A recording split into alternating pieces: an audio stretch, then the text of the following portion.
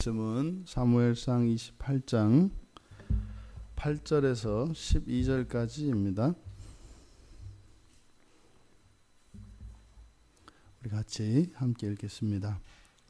사울이 다른 옷을 입어 변장하고 두 사람과 함께 갈새 그들이 밤에 그 여인에게 이르러서는 사울이 이르되 청하노니 나를 위하여 신접한 술법으로 내가 네게 말하는 사람을 불러올리라 하니 여인이 그에게 이르되 내가 사울이 행한 일 곧 그가 신접한 자와 박수를 이 땅에서 멸절시켰음을 아나니 내가 어찌하여 내 생명의 올무를 놓아 나를 죽게 하려느냐 하는지라. 사울이 여호와의 이름으로 그에게 맹세하여 이르되 여호와께서 살아계심을 두고 맹세하노니 내가 이 일로는 벌을 당하지 아니하리라 하니 여인이 이르되 내가 누구를 내게로 불러올리랴 하니 사울이 이르되 사무엘을 불러올리라 하는지라. 여인이 사무엘을 보고 큰 소리로 외치며 사울에게 말하여 이르되 당신이 어찌하여 나를 속이셨나이까? 당신이 사울이시니이다. 아멘. 사울이 신접한 여인을 찾아갑니다. 무당이나 점장이를 찾아가는 것은 성경에서 영적 간음으로 이야기를 합니다. 레위기 19장 31절 말씀이나 신명기 18장 9절에서 14절 말씀에 금하고 있는 일이지요.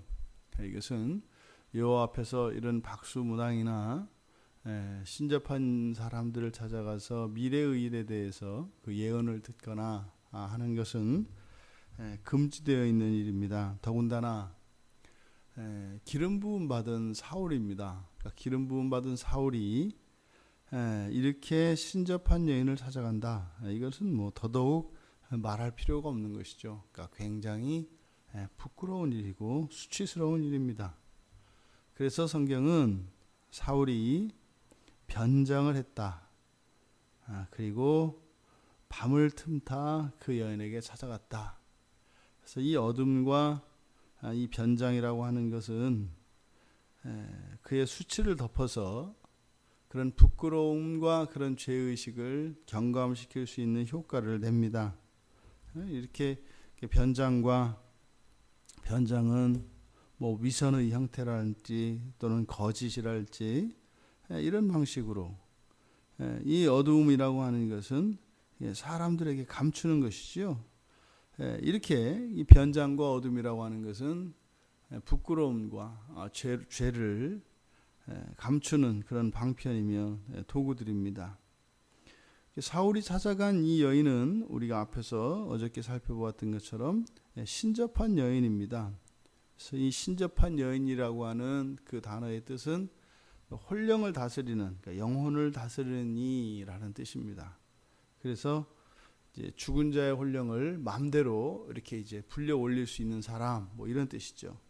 그래서 그는 어떻게 해요? 그 신접한 술법, 신접한 술법은 그러니까 유령을 불러내는 어떤 도구들, 이런 것을 말합니다. 그래서 이 여인을 찾아가서 사울이 이제 자기가 원하는 사람을 호출을 해달라라고 이야기를 합니다.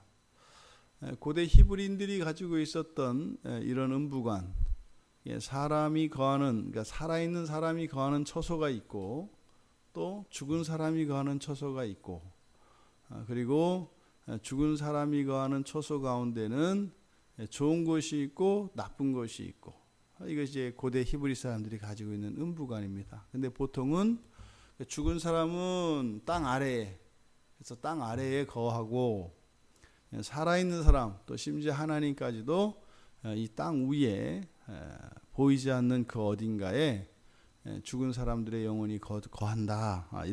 이런 생각을 가지고 있었습니다. 그런데 지금 이 여인이 사울의 이야기를 듣고 버럭 화를 냅니다. 화들짝 놀랍니다.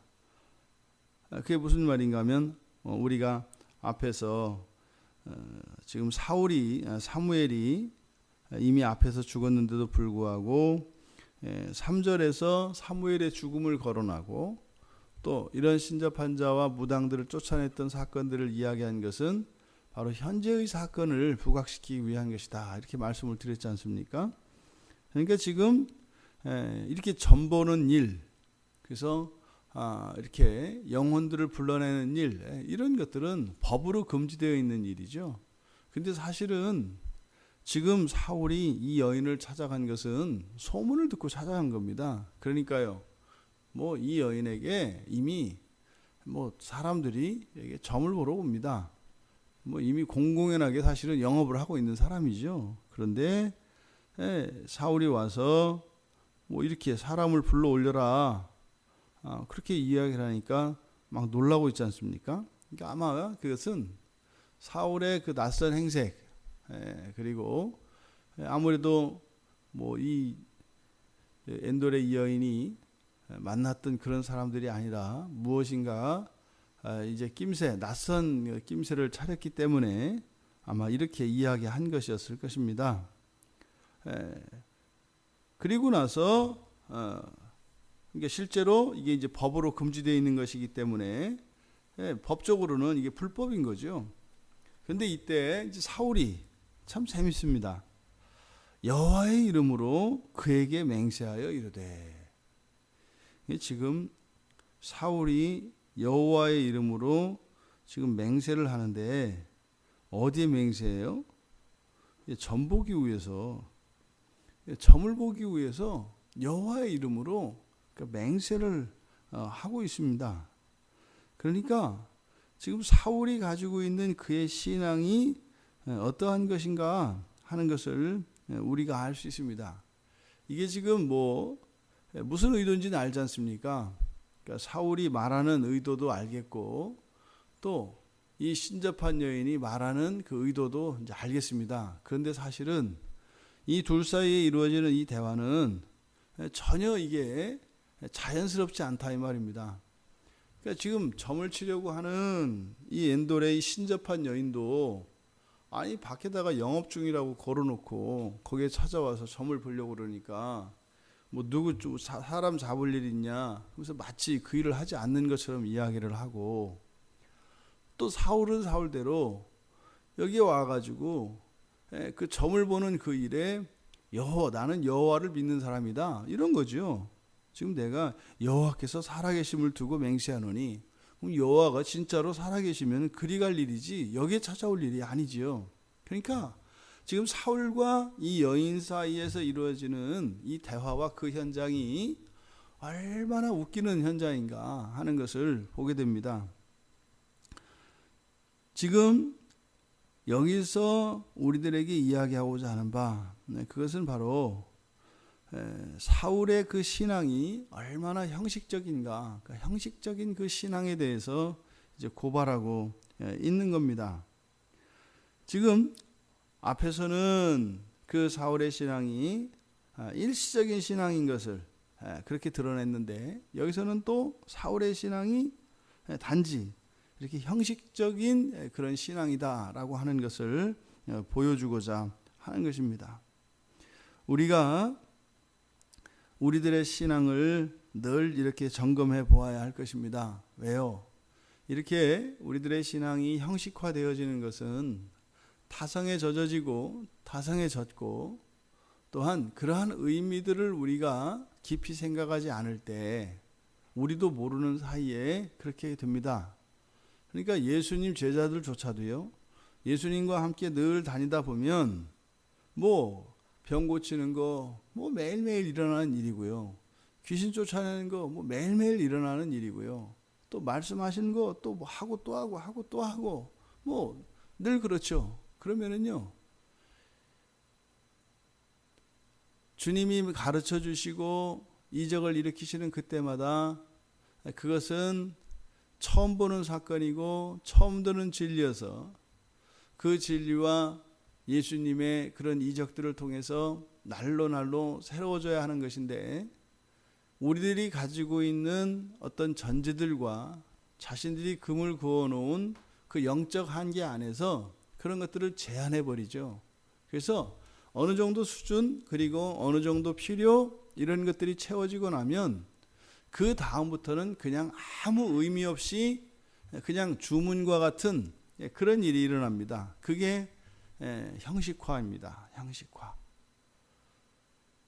우리가 성경을 매일 보고 설교를 듣고 기도하고 하는 이것들은요, 날마다 새로운 것이죠. 똑같은 행동의 반복이고 똑같은 일상의 습관적인 그런 종교 행위인 것처럼 보여도 사실은 우리가 1시간 전에 무릎 꿇고 기도할 때와 1시간 지나고 나서 다시 하나님 앞에 무릎 꿇고 기도할 때 이거는 전혀 다른 만남이고 이것은 또 다른 의미가 있는 겁니다.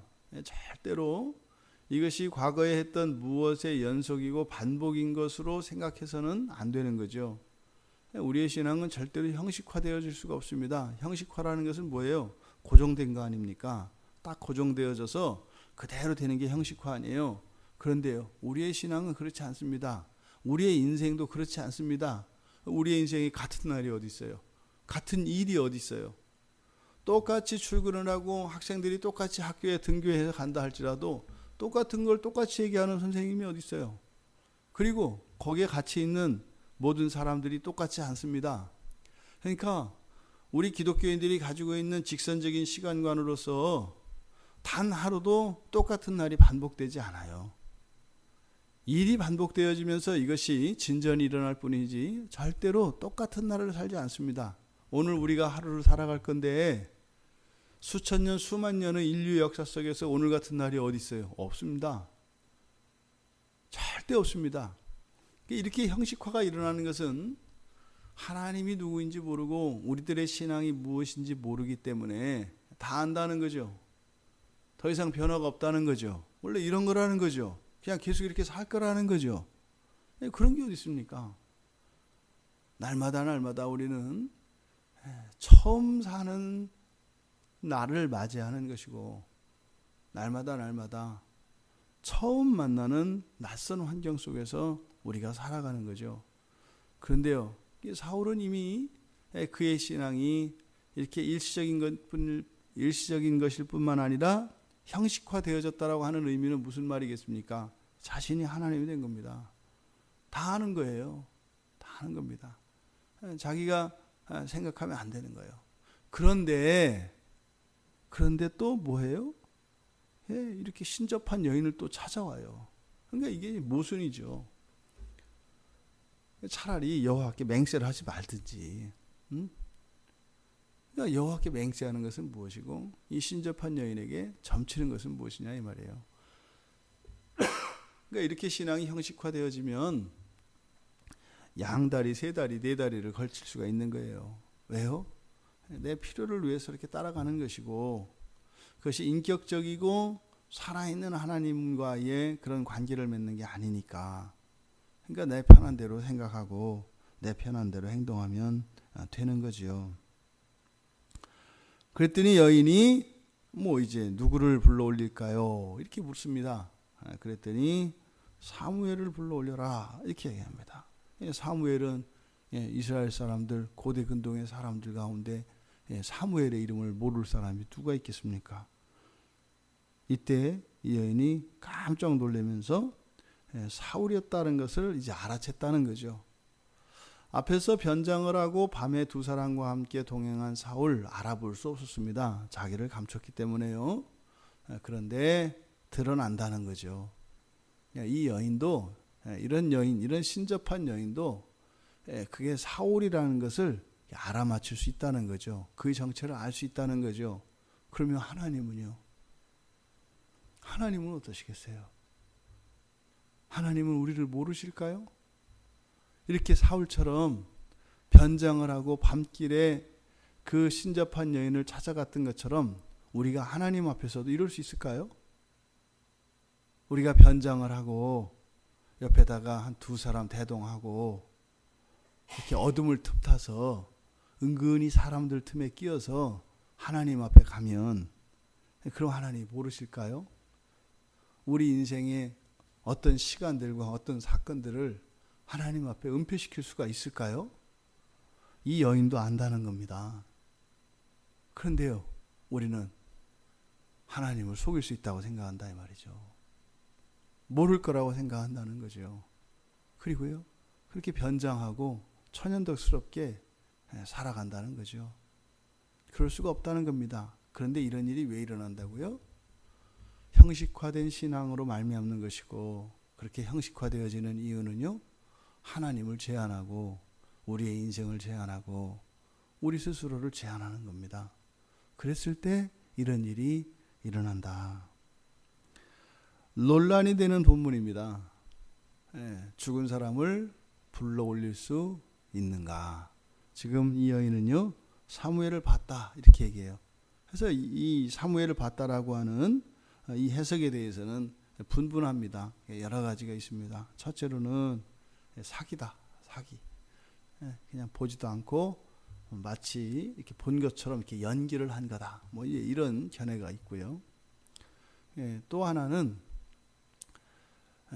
그것이 사무엘의 영혼은 아닌데, 어쨌든 그 여인이 무언가를 보긴 봤다. 근데 사무엘은 아니다. 이게 뭐겠어요? 천사가 변장을 한 거죠. 사울이 변장한 것처럼 천사가 변장을 하고 사무엘의 형상으로 이 천사가 이 여인의 눈에 보였다는 거죠. 이게 이제 주류적으로 뭐 칼빈이나 대부분의 우리 신학자들이 따르고 있는 해석입니다. 또 세 번째로는 여인이 사무엘을 보았다. 그래서 큰 소리 쳤다. 이렇게 얘기되어 있는데, 이 보았다라고 하는 것은 뭐 안다, 뭐 이런 의미로도 사용될 수 있기 때문에 사울이 사무엘의 이야기를 언급을 했지 않습니까? 그러니까 여인이 사무엘이라는 소리를 듣고 깜짝 놀라서 큰 소리 쳤다. 뭐 이렇게 주류적인 해석들이 있습니다. 우리들은요, 이 여인이 봤다면 본 거죠. 뭐 물론 이 여자가 사입이라면 뭐 보지도 않고선 본 것처럼 할 수 있습니다. 근데 그때 당시에 이렇게 유명세를 탔던 것을 보면 그렇게 가짜 같지는 않아요. 그러니까 보긴 봤어요. 그러니까 아마 그러면 우리들은 그것이 이제 천사가 사무엘의 모습을 하고 나타난 것으로 해석을 합니다. 그러면 여기서 드는 궁금증이, 뒤에 이제 일부러 제가 그래서 13절, 14절을 떼어놨는데, 이제 사무엘이 나타나가지고 그 사무엘을 정말로 이제 뒤에 이제 15절 이하에서 보면 이제 사무엘이 뭐 이제 얘기까지 하는 이런 얘기가 나옵니다. 그러면 이 죽은 사람이 과연 진짜로 죽은 사람의 영혼이 올 수 있느냐 없느냐, 그런 내일 우리가 살펴보도록 하겠습니다. 하나님 아버지, 사울의 형식적인 신앙을 통해서 그의 삶 속에 일어날 수밖에 없었던 이런 모순된 일들, 그것이 또한 저희들의 삶에 어떠한 의미가 있는가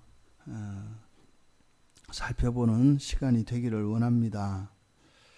저희들의 신앙 안에 있는 이런 형식적인 모습들을 밝히 드러내 보여주시고, 그러한 모든 형식화되어진 그런 신앙의 전제들을 내려놓게 하시고, 무한하시고 전능하신 하나님을 믿는 믿음 안에서 날마다 새로운 삶을 살아갈 수 있는, 또 하나님 이외에 다른 어떤 것은 의지하거나 믿지 않고 살아가는 순결한, 하지만 생생히 살아있는 실존적인 신앙으로 살아가는 저희들이 될 수 있도록 은혜를 내려 주시옵소서. 감사하며 예수님의 이름으로 기도드리옵나이다. 아멘.